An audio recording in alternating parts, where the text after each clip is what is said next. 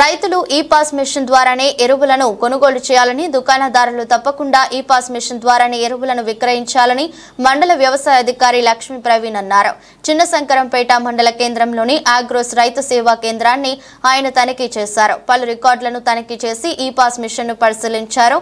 అనంతరం మాట్లాడుతూ ప్రతి వారం ఎరువుల దుకాణాలను తనిఖీ చేయడం జరుగుతుందని, రైతులు ఎరువులు కొనుగోలు చేసే సమయంలో ఆధార్ కార్డు ద్వారా ఈ పాస్ మిషన్ ద్వారానే కొనుగోలు చేయాలని రైతులకు సూచించారు.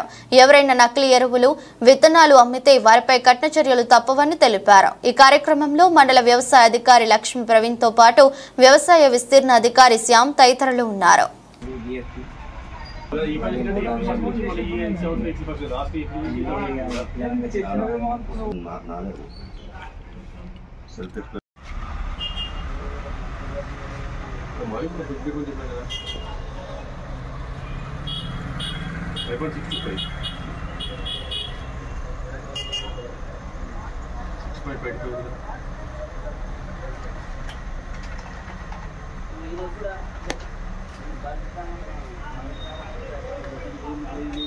అందరికీ నమస్కారం.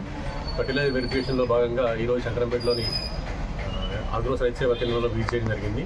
దీనిలో మనకి యూరియా మరియు డిఏపి ఎంత స్టాక్ ఉంది, ఈ పాస్ మిషన్ టాలీ అవుతుంది లేదా, అలాగే స్టాక్ పొజిషన్ ఎంత అని మీకు డీలర్ దగ్గర ప్రతి వారం మాకు రిక్వెస్ట్ చేయాల్సి వస్తుంది. కాబట్టి ఈరోజు విషయము స్టాక్లో టాలీ అంతా బాగానే ఉంది.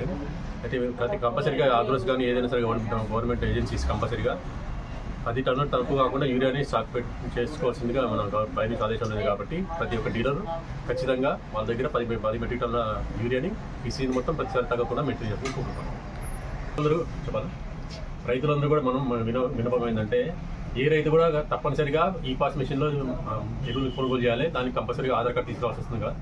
సో ఆధార్ కార్డు తీసుకురాకుండా ఎరువులు కొనుగోలు చేసినంత మాత్రాన తర్వాత మళ్ళీ వెరిఫికేషన్ వస్తుంది, బిజినెస్ ఎంక్వైరీ ఉంటుంది. కాబట్టి రైతులందరూ కంపల్సరీగా ఈ ఆధార్ కార్డు తీసుకొని ఈ పాస్ మిషన్లో మీకు రైతులు ఎరువులు కొనుగోలు చేస్తేనే అది కరెక్ట్ టాలీ అవుతుంది. కాబట్టి రైతులందరూ దయచేసి గమనించాలని కోరుతున్నాను.